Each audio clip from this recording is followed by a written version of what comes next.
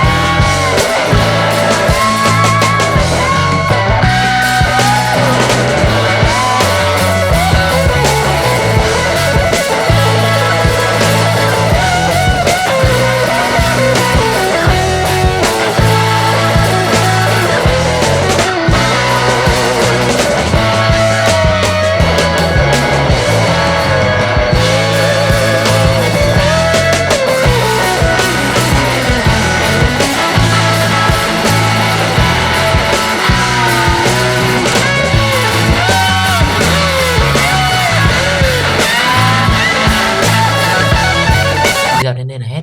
Nếu các bạn thấy video này hay thì hãy cho mình một like và một đăng ký kênh để mình có thật nhiều động lực ra video tiếp theo nhé. Còn bây giờ bye.